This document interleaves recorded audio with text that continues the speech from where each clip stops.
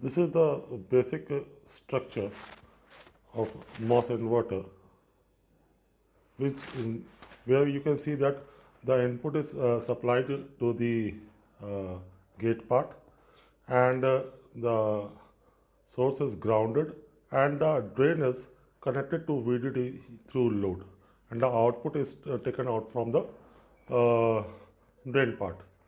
Okay, now you can draw the equivalent resistive circuit for that, and you can consider load by RL and the entire NMOS by RD. Now, the current flowing through this RL will be IL, and the current flowing through this entire NMOS, let it be ID. Okay, now let us understand the procedures of this. I would like to first of all see the second slide, where we have just explained what I have said. Above figure consists of an NMOS transistor between output and ground and is controlled by the input at the gate terminal. Okay, that I already said that we are applying input to the gate. Okay, and the drain part is connected to the VDD through load, and load is also connected between output terminal and the supply voltage VDD, as the second point is explaining it. Now let us see the operation. As soon as we apply input terminal as low, जब हम लोग input को low देते हैं तो in that case NMOS goes into cutoff region. Okay, NMOS goes into cutoff region, and the NMOS is totally in the off condition. As soon as the NMOS is in the off condition, the entire VDD supplies is available at the output. Okay, now it is available at the output. So simply when you are applying 0, you are getting 1 at the output.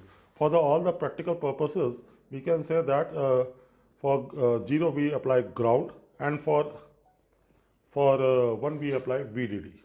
Okay, so we are getting output as VDD, that means we are getting 1. And now in the second case, when we are applying 0 to this, sorry, when we are applying high to the input, as soon as we apply high to the gate to source voltage, and this particular part is greater than the threshold voltage, the entire NMOS goes into the saturation region. And as soon as it goes into saturation region, the load current, the current that is flowing through the load, that which is I have given in the equivalent circuit by IL, is passing through the NMOS, and that will be ID. In this case, we can say that ID is equal to IL. That means entire VDD is grounded, and your output is finally, output is finally 0. Okay, so we can see that by this circuit we are achieving the basic inverter property. When we are applying 0, when we are applying ground to the input, we are getting VDD at the output, that is equivalent to 1, and when we are applying VDD to the input, that is 1, we are getting output as 0. So this is the basic operation, which which is following the MOS as an inverter. Now let us find out the different characteristic voltages of this. That is that we have understood, we have taken in the last lecture. We have the characteristic voltage was VIL, VOL, and VOH, and VIH. Let us find out the values for this circuit. Now this can be said that we have to analyze analysis of voltage for at logic 0 and logic 1. Now let us take that load resistor RL, load resistor be RL, and the resistance of the driver and MOS, let it be RD. By simple basic voltage divider rule, we can say that the output voltage is simply the NMOS driver resistance upon the total resistance, that is NMOS driver resistance plus the load resistance into VDD. This will give you V out. Okay, now for all the practical purposes, we can also say that output high when input is low, that is either RL is 0 or RD is infinite, or in the second case, when the output is low, when the input is high, that is either RL is infinite or RD equals to 0. Now let us find out the different characteristic voltages. Now there is the calculation for VOL and VIH. Now output voltage Vout can by a simple Kirchhoff's law we can say that it is VDD minus ILRL. The supply voltage, that is VDD, minus the drop into the load resistance, that will be the output voltage. If I am giving gate voltage 0, that is V in equals to 0, the transistor is, as I explained before that, it is in the cutoff region. That means the transistor is in the off condition. That means ID is 0 and IL also 0. Therefore, by substituting this value in the above equation, I can say that VOH is equal to VDD. Okay. Now in the second case, we have find out the first characteristic voltage, that is VOH, that is output voltage when the output is high. It will be equal to VDD for all the practical purposes. Okay, when Vin is high, that means when I am applying gate a high voltage, or VDD, I am applying VDD to the Vin part, then the current to the NMOS is simply, we can say that this is the saturation region and IL is equal to IID. Okay, then I load is nothing but VDD minus VOL upon RL from the above equation, above Kirchhoff equation. From there we can find out IL, that is VOut, VDD minus Vout upon RL, and Vout in this case can be written as output when the output is low. Okay, now the drain current and the saturation current ID set can be written as beta n by 2 in the bracket 2 VDD. In the case of gate to source voltage, I am replacing by VGS by VDD because I am applying VDD to the input part, minus V threshold into VDS होता है, VDS की जगह पर यहाँ पर output voltage जो आपको उस वक्त मिल रही, that is VOL. Therefore, VDS is replaced by VOL minus VOL whole square. Now, you can anybody can make a quadratic equation from this in the term of VOL. If you simplify it, you get a quadratic equation in the term of VOL, which is VOL square minus VOL, 2i's of VDD minus threshold voltage plus 1 upon beta n RL in the bracket plus 2 VDD upon beta n RL equals to 0. Now, from this quadratic equation, we can find out the value of VOL by simple quadratic equation formula, that is VDD minus Vn plus 1 by beta n RL plus minus square root of VDD minus Vt plus 1 by beta n RL ka whole square minus 2 Vd by beta n RL. Now for the maximum part, we will be considering the positive part. We will take the addition part and you are finally getting the last equation. So this is how we have find out the VOL. Okay, this is the second characteristic voltage for a inverter. Now let us move further. Now let us determine do the calculation for VIL and VIH.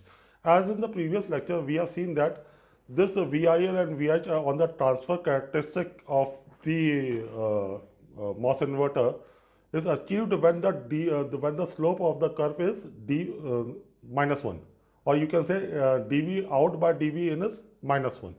Okay, so at VIL, now let us do the calculation for the VIL.